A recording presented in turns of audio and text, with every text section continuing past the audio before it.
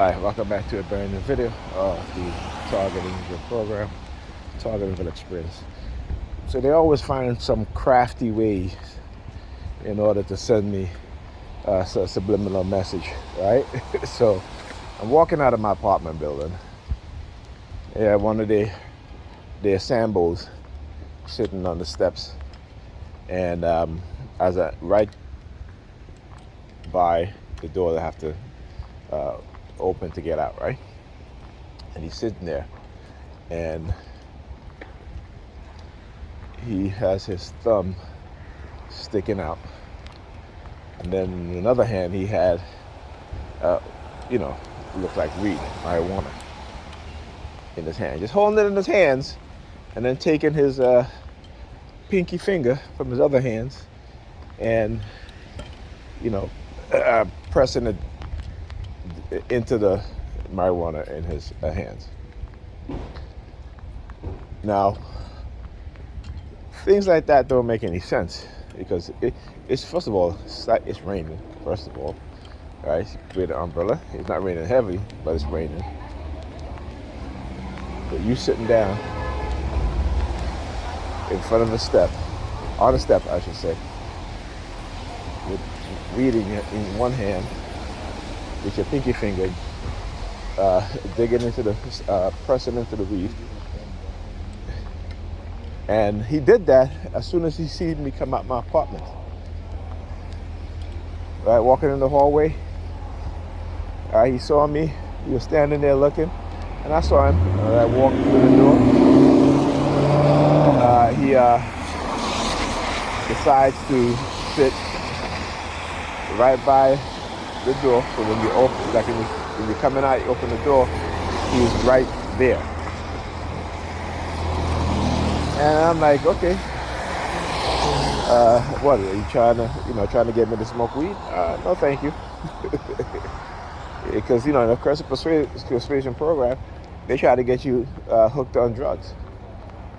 Right? That's one of that's one of the methods and the tactics that they will use. Right? To have you addicted to drug, whether it be alcohol or drugs, right? Because that's what they do, and just exposing them in every way. Have to.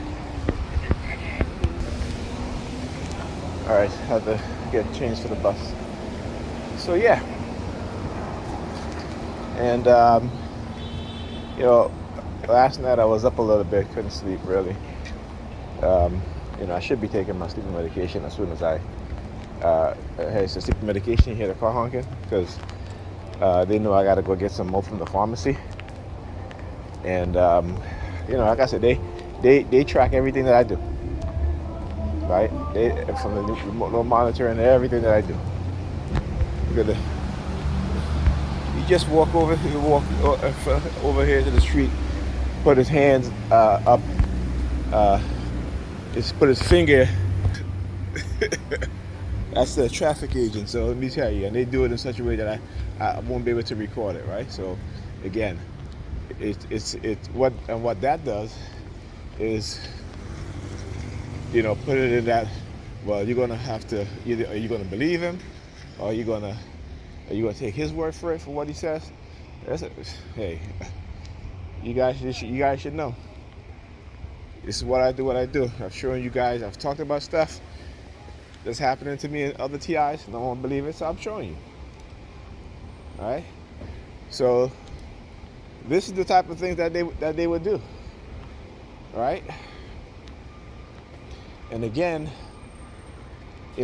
whatever narrative they try to do or try to create, like I said, I'm going to defend myself because these sociopaths and psychopaths love to let you know, right? So this morning, my ex-fiance called me. Not this morning, yeah, it's this morning anyway. It's not 12 o'clock yet, but about half an hour ago, she was telling me, my daughter can't connect to the internet because all of a sudden now she only has one bar. She goes, she only has one bar. It's weak. And I'm like, okay. That's not how you would describe not being able to connect to the internet, or the internet, you know, um, being slow, or you don't have good reception for the Wi-Fi. You know, you'll say, hey, my daughter can't connect to the internet because she said that she tried to connect, the internet is slow, and it only has one bar on the signal indicator, right? Then she goes, oh, yes, can't connect to the internet. It only has one bar, and it's weak. And I'm gonna tell you why they make her say these things, right? As a TI, anybody who you know, they're going to do their research and infiltrate those individuals. I remember a couple of years ago, she had came to New York and she told me that she was staying at some woman's house in New Jersey. I guess she might have did a Airbnb. And she's like, yes, it's an older white woman, and I'm like, oh man. And I can remember these things, right? And it was like from that moment on is when they started using her to engage in the targeting through her, using her, right? Just like the kid's mom, Pam. Before, before I'm like, okay, so that's just really manipulating her.